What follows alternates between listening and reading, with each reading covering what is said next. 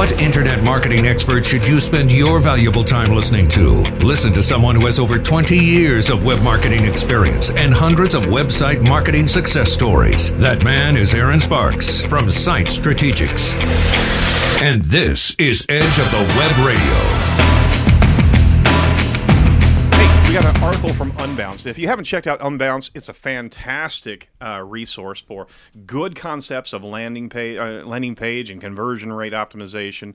When we talk about conversion rate optimization, it really is a focus on you don't want to think of your site as a brochure. People come in from all different areas and all different searches and find not only your homepage, but all these different pages of your website. And those points are the first points of contact that they have with you as a brand and what your sales pitch is, what you're actually selling, and what information they have available. There is a point where you have to measure how people convert as they come through the system, and if you're not measuring that, you should certainly get those metrics in place, because what you don't know actually could hurt you. You could be having content on your site that you thought may have been a good sales pitch, but it could be turning off people and not wanting to interact with you. And we're going to give you a list of phrases and terms and concepts that you're going to need to avoid as you write your landing pages. But on top of that, even your home page. So, number one here, gobbledygook. Not that word, but the concept. Some words are so overused they become filler, right? They pad sentences without meaning anything. When you needlessly slow your reader down, you increase the risk that they're going to click that back button, and that's when you might lose them forever. Here are some meaningless fillers, like market leading. Okay, what market are you leading, by the way? And do your customers care? Best in class. Unless you have research to prove that why you're the best, you probably just scrap that phrase altogether. World class. I'm not even going to touch that. Yep. That's just ridiculous. Best in the whole world. State of the art and cutting edge. Wait a minute. I think I've used that before. Sorry. State of the art. I mean, you're not. Does that mean that you're not behind the times? Okay. Well. Fantastic.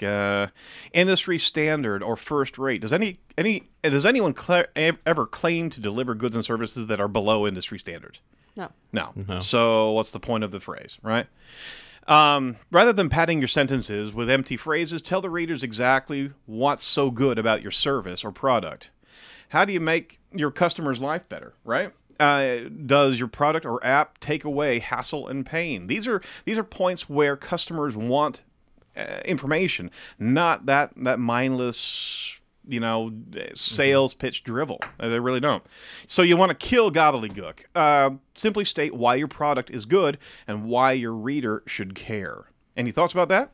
I always tell clients to first pose a problem or a pain point, provide a solution, not necessarily your solution, just the general solution to the problem, and then say, hey, we can help you. Check us out. Because what you're doing there is you're also empathizing, and you're connecting with the consumer, and you're actually, and a lot of times, even if you don't offer the complete solution, this can help in what their pursuit is. Another group of phrases you want to avoid here are the new improved mumbo jumbo, right? Okay, so some words are so overused they may actually reduce the credibility of your product page. For example, breakthrough. Okay, have you discovered the God particle, or are you exaggerating? Well, I did once, but I lost it. Yeah, I did that this weekend. It's a breakthrough innovation. Well, not so much. Next generation. Were you thinking about going back in time to launch the previous generation? Yeah. No. Innovative. All right. Well, why don't you just simply tell us what the product does? By its very nature, it's probably an innovation, right? Revolutionary or pioneering. Were you the first to climb Mount Everest or cross the Atlantic Ocean? Well, I mean, the trappings of this over-exaggeration type of descriptions can really affect the credibility that I'm seeing in your product. If you're actually using that, you know what you're really saying to me as a consumer, that you think I'm stupid. Yeah. That you think that I can actually, my eyes will pop whenever I see those terms, because oh my gosh, that I've got to buy this, right? It makes not a lick of sense. They all sound like infomercial terms. You got that right. You got that right. Also, here's an example from Apple, how they describe the camera on the iPhone 5S, right? A large sensor allows the individual pixels to get larger, and larger pixels, not more pixels, mean a better picture. So the iPhone 5S has all new 8 megapixel sensor. That's 15% larger than before, with pixels measuring 50. So it goes on and on and on. But the point is, they're describing why it's better. Yeah. Okay? They're meeting the consumer at a level of education and knowledge. They're not assuming that you got to bring them up. What you're doing is delivering it right at the point where you're showing respect to your customer. Okay?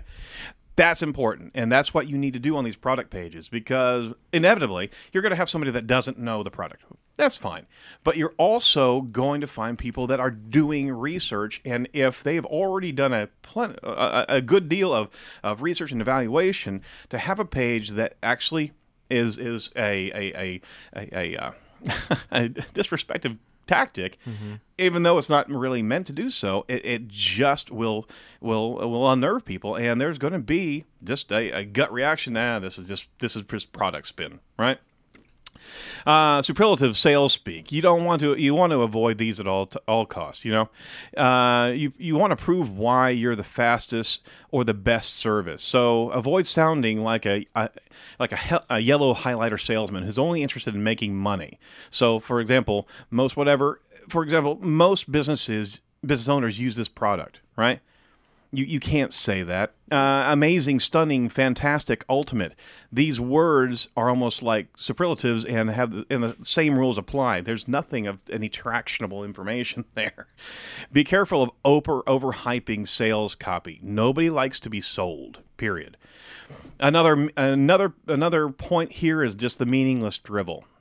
When your reader starts to mumble, yeah, I get it, you begin to lose them. You lose confidence they lose confidence in you, basically. To avoid this type of reaction, scrap phrases like this: fast delivery. Customers would rather hear when they expect your product delivery as opposed to that generality.